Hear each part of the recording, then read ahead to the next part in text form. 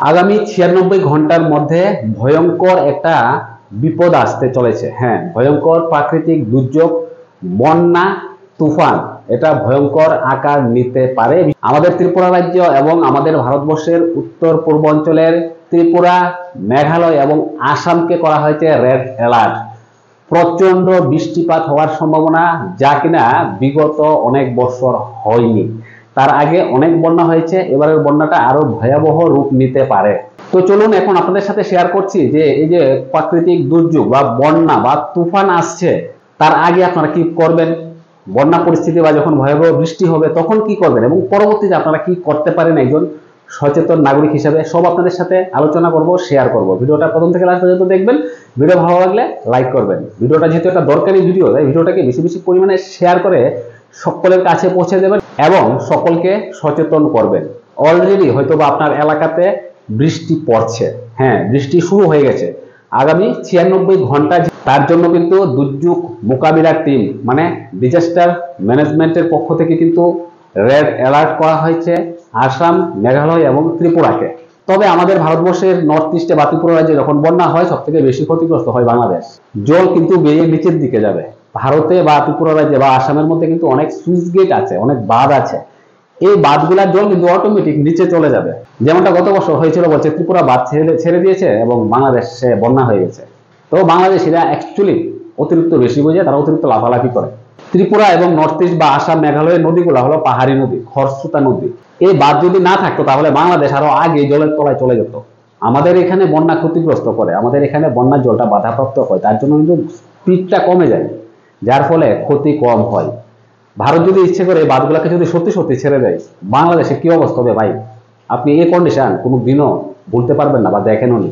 তাই আপনারা যারা বাংলাদেশিরা বেশি লাফালাফি করেন যে ত্রিপুরার বাঁধ ছেড়ে দিয়েছে এসব বাজে কথা বলবেন না ভাই। ত্রিপুরা ইচ্ছে করলে যদি বাঁধ ছেড়ে দেয়, আপনাদের অস্তিত্ব খুঁজে পাওয়া যাবে না, ম্যাপ থেকে আপনাদের অনেক অংশ চলে যাবে। তাই প্লিজ বন্যার আগে এবং পরে বা বন্যার সময় নিজেকে কিভাবে সেভ করবেন এই বিষয়টা মাথায় রাখবেন এবং এই গুরুত্বপূর্ণ টিপসটা আপনি দেখুন। আপনার মতামত কমেন্টস করে জানান। আপনি কোন এলাকা থেকে ভিডিওটা দেখছেন এই কথাটাও জানাতে পারেন এবং ভিডিওটাকে বেশি বেশি পরিমাণে শেয়ার করে নিজেও সচেতন হন, অন্যকেও সচেতন করুন। তো চলুন এখন গুরুত্বপূর্ণ কথাগুলো আপনাদের সাথে শেয়ার করছি। ত্রিপুরাতে ছোট ছোট নদী আছে, তবে ম্যাক্সিমাম নদী কিন্তু পাহাড়ি নদী, এবং আসাম, মেঘালয়ও কিন্তু সেম। এবং নদীর উপকূলবর্তী এলাকায় যারা বসবাস করে তারা কিন্তু সবসময় এই বন্যা পরিস্থিতিটা পেয়ে থাকে। তবে এবারের বন্যাটা আরো ভয়াবহ হতে চলেছে, তাই কিন্তু রেড অ্যালার্ট জারি করা হয়েছে 29, 30 এবং 31 মে এবং 1 জুন পর্যন্ত এই রেড অ্যালার্টটা জারি থাকতে পারে। অলরেডি হয়তো বা আপনার এলাকাতে বৃষ্টি পড়ছে, হ্যাঁ বৃষ্টি শুরু হয়ে গেছে। আগামী 96 ঘন্টা যেহেতু এই রেড অ্যালার্টটা দেওয়া হয়েছে, তাই আপনি আপনাদের দরকারি এবং প্রয়োজনীয় জিনিসগুলা ঘরে এনে রাখুন, বিশেষ করে খাবার জিনিসগুলা। তো এখন যেহেতু গুড়া বৃষ্টি পড়ছে, হয়তোবা আগামী 24 ঘন্টা বা 48 ঘন্টার মধ্যে বৃষ্টির পরিমাণ বেড়ে যাবে, তখন কিন্তু আপনারা কেউ ঘর থেকে বের হতে পারবেন না।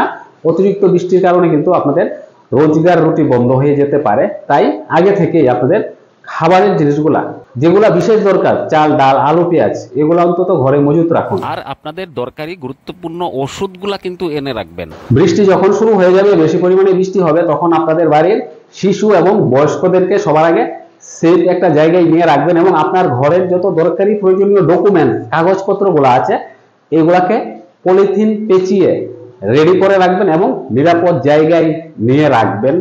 এই ডকুমেন্টসগুলা হয়তোবা হারিয়ে যেতে পারে বন্যার কারণে। আপনারা যখন বন্যা হয়ে যাবে তখন নিজেরা বাঁচবেন নাকি ডকুমেন্টসগুলোকে বাঁচাবেন? যখন বন্যা চলে আসবে তখন কি শিশুকে উদ্ধার করবেন, একজন বয়স্ক লোককে উদ্ধার করবেন, নাকি কোনো রোগীকে উদ্ধার করবেন? তাই শিশু, বয়স্ক, রোগ এবং রোগীদেরকে আগেই নিরাপদ জায়গায় নিয়ে রাখবেন। আর আপনার বাড়ির আশপাশে এলাকাতে যদি কোনো রকমের গর্ত থাকে, ধরুন একটা ছোট একটা গর্ত বা একটা মাটি কাটা হয়েছে এরকমের গর্ত যদি থাকে, এগুলার আশপাশে যাতে শিশুরা বা আপনি নিজে বা বয়স্ক লোকরা যাতে যেতে না পারে এই ব্যবস্থা করে রাখবেন। এরকমের অনেক ইনসিডেন্ট হয়েছে, বৃষ্টির পরে পাশের বাড়ির যে গর্ত করা হয়েছে এই গর্তের মধ্যে কিন্তু অ্যাক্সিডেন্ট হয়ে গেছে। তাই এই বিষয়টা মাথায় রাখবেন। আর যখন বৃষ্টির পরে একটা ভয়ানক বন্যার পরিস্থিতি চলে আসবে, তখন কিন্তু কন্ডিশন ইমার্জেন্সি হয়ে যাবে। তখন আমাদের ভারতীয় সরকার বা ডিজাস্টার ম্যানেজমেন্ট বা ত্রিপুরা সরকার বা যে রাজ্য আছে, সে রাজ্য সরকারের তরফ থেকে কিন্তু উদ্ধারকারী দল পাঠানো হবে বা ফায়ার সার্ভিসও যেতে পারে এই উদ্ধার কাজে। তো বন্যা পরিস্থিতিতে বা বন্যা কবলিত এলাকায় যখন নাকি কোনো টিম যাবে তাদেরকে সহযোগিতা করবেন এবং আপনি কোন ঘরে বন্দী আছেন ওইখান থেকে সিগন্যাল দেবেন। যদি পারেন আপনার কাছে একটা বাঁশি রাখবেন, বাঁশি। এমন অবস্থা হতে পারে যে আপনি চিৎকার করছেন, আপনার আশপাশ দিয়ে উদ্ধারকারী দল চলে যাচ্ছে কিন্তু আপনার চিৎকার শুনতে পাচ্ছে না, তাই একটা বাঁশি রাখবেন, বাঁশি, যাতে বাঁশিটা বাজিয়ে আপনি সিগন্যাল দিতে পারেন যে আপনি এখানে আছেন। আগে নিজে বাঁচুন, নিজের ডকুমেন্টস গুলাকে রক্ষা করুন, নিজের বাড়িতে শিশু বা বয়স্ক লোক বা রোগী থাকলে তাদেরকে নিরাপদ জায়গায় নিয়ে যান। পরবর্তীতে আপনি যদি একজন সুস্থ সবল লোক হয়ে থাকেন, সাঁতার কাটতে জানেন, তাহলে অন্যকে সাহায্য করার জন্য ডিজাস্টার ম্যানেজমেন্ট টিম বা ফায়ার সার্ভিসের লোকদেরকে সাহায্য করুন। দেন বন্যা পরিস্থিতিতে আপনার ইলেকট্রিকের মেইন সুইচটাকে অফ করে রাখবেন। হয়তো বা ইলেকট্রিক চলে যাবে, তারপরও আপনি মেইন সুইচ অফ করে রাখবেন এবং বন্যার পরে বা তুফানের পরে আশপাশ এলাকাতে কোথাও বা গাছ ভেঙে পড়েছে, কোথাও বা পিলার ভেঙে পড়েছে, কোথাও বা ঘর ভেঙে পড়েছে, ইলেকট্রিকের তার থেকে নিজেকে দূরে রাখবেন এবং সকলকে এই বিষয়টা বলে সচেতন করবেন। বন্যা পরিস্থিতির পরে আপনি যখন বাড়িতে ফিরবেন, বাড়িতে এসে বাড়ি ভালোভাবে পরিষ্কার করবেন, তারপরেই আপনার বাড়িতে আপনার শিশু এবং বয়স্কদেরকে আনবেন বা রোগীদেরকে আনবেন, না হলে কিন্তু যে কোনো রকমের সংক্রমণ হতে পারে। বন্যার কারণে বন্যার জল এসে গেছে, বিভিন্ন রকমের ভাইরাস ব্যাকটেরিয়া থাকতে পারে, তার জন্য আপনার জলের ট্যাঙ্কি, আসবাবপত্র সবগুলা জিনিসকে খুব ভালোভাবে ওয়াশ করে ব্লিচিং পাউডার ছিটিয়ে জীবাণুমুক্ত করবেন। তা না হলে কিন্তু বন্যা থেকে বেঁচে গেছেন কিন্তু রোগ সুখের কারণে আপনার অনেক ক্ষতি হয়ে যেতে পারে, এই কথাগুলো মাথায় রাখবেন। তাই বন্যা আসার আগেই কিন্তু আপনাকে সরকার সতর্ক করে দিয়েছে, আপনিও সতর্ক হয়ে যান, নিজে বাঁচুন, অন্যকে বাঁচতে সাহায্য করুন। এই ভিডিওটাকে বেশি বেশি পরিমাণে শেয়ার করে সকলকে দেখার সুযোগ করে দেবেন। তাছাড়াও আমাদের চ্যানেলে ত্রিপুরা টোলগেটের গুরুত্বপূর্ণ ভিডিও পাবেন, সাথে ভারতের বড় বড় হসপিটালের গাইড এবং ইনফরমেশন। চ্যানেল ভিজিট করে গুরুত্বপূর্ণ ভিডিও দেখবেন। পরবর্তী ভিডিও দেখার জন্য চ্যানেলটাকে অবশ্যই সাবস্ক্রাইব করবেন।